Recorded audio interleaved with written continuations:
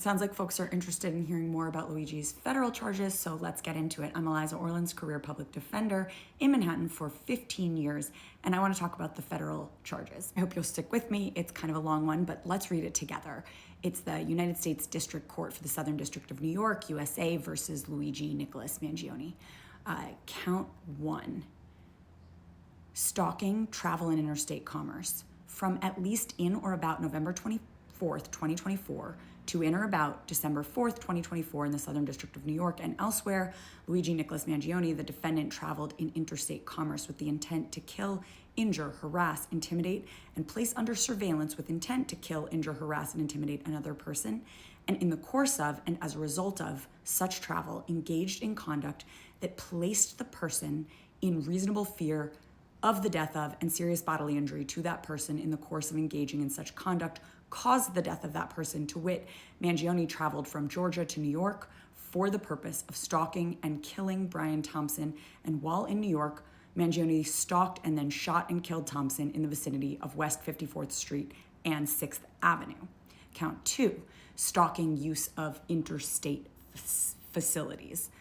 From at least in or about November 24th, 2024 to December 4th, 2024 in the Southern District of New York and elsewhere, Luigi Nicholas Mangione, the defendant, with intent to kill, injure, harass, intimidate, and place under surveillance with intent to kill, injure, harass, and intimidate another person, used an electronic communication service, an electronic communication system of interstate commerce, and a facility of interstate or foreign commerce to engage in a course of conduct that placed that person in reasonable fear of the death of and serious bodily injury to that person, and in the course of engaging in such conduct caused the death of that person.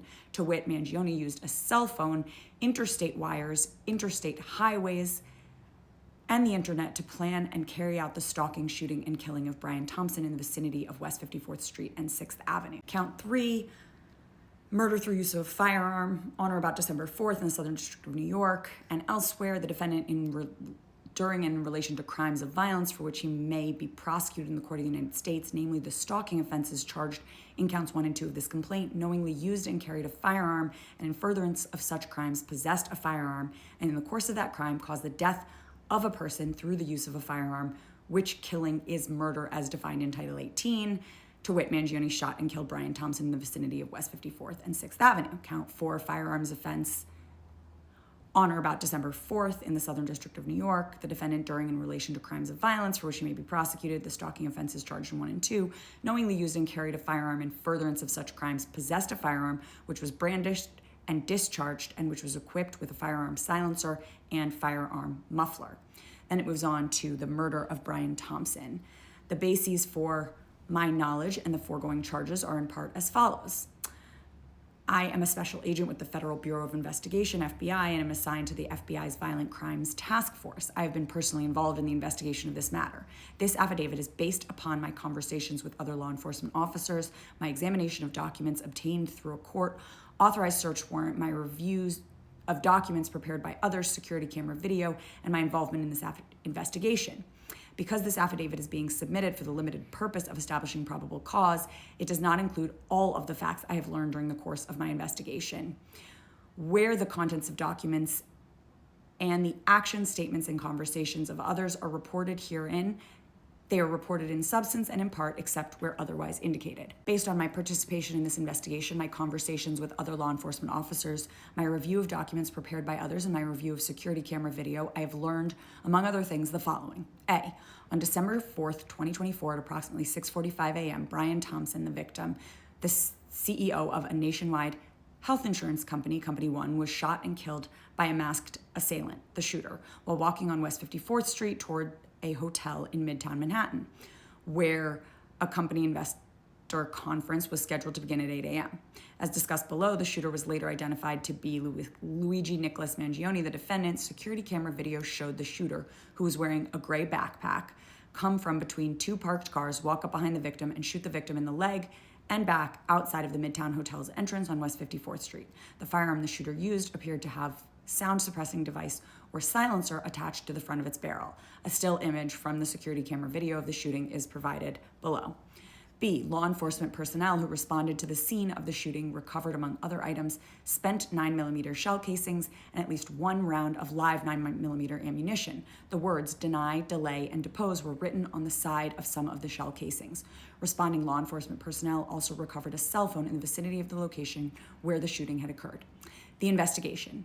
Based on my participation in this investigation and my conversations with other law enforcement officers, my examination of documents obtained through a court-authorized search warrant, my review of documents prepared by others, and my review of security camera video, I know that over the course of the next several days, investigators retrieved and reviewed hundreds of hours of recordings from nearby security cameras to track the shooter's movements both before and after the murder.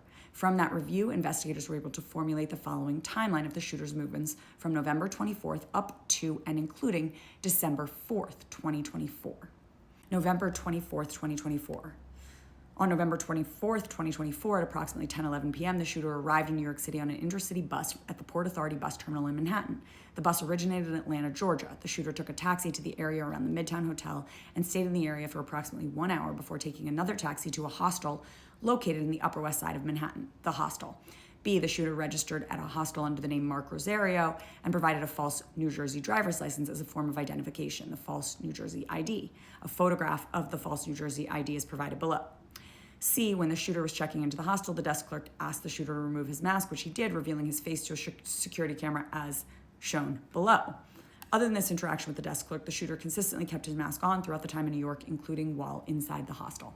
December 4th, 2024. D, on December 4th, 2024, at approximately 5:35 a.m., the shooter left the hostel wearing the gray backpack and rode an electric bicycle down Central Park West to the location near the Midtown Hotel, as shown below. E, at approximately 5:41 a.m., the shooter walked around the area of the Midtown Hotel and at one point purchased items from a nearby coffee shop. The shooter then returned to a bench in the vicinity of the Midtown Hotel. On at least one occasion prior to the murder, the shooter was depicted using a cell phone. F, at approximately 6:45 a.m., after waiting near the Midtown Hotel for approximately an hour, the shooter saw and approached the victim, shot the victim multiple times, then fled on foot to West 55th Street, where the shooter mounted the electric bicycle and rode towards Central Park. After disappearing inside the park for a period of time, the shooter was captured on video again, exiting the park near West 77th Street and Central Park West, riding north on Central Park West. When he emerged from the park, the shooter was no longer carrying the gray backpack, as shown below.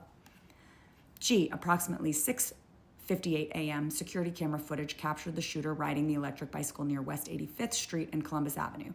2 minutes later, at approximately 7 a.m., the shooter was captured on video walking near West 86th Street and Columbus Avenue without the electric bicycle.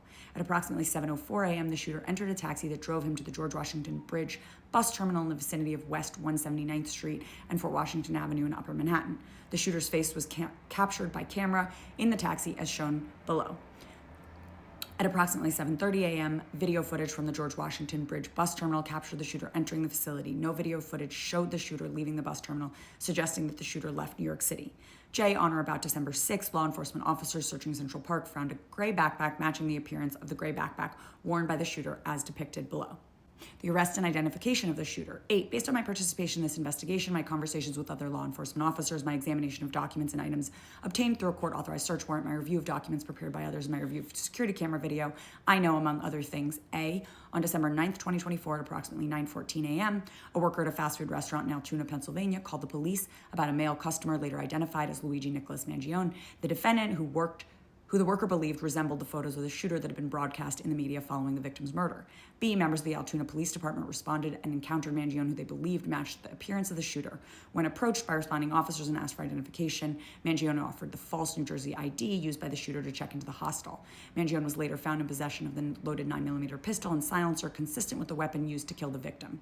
Clothing that matched the apparel the shooter wore in the security camera videos, a notebook, several $1,000s in cash, the envelope associated with the FDIC-insured bank, and a letter addressed to the feds. The 9mm pistol and silencer were later tested and found to be operable by a ballistics examiner from the New York City Police Department. Photographs of the firearm and silencer recovered from Mangione depicted below. Okay, I think I'm gonna have to move on to a part 2 because this is not all going to fit in under 10 minutes. Sorry for the length, but this is a long complaint.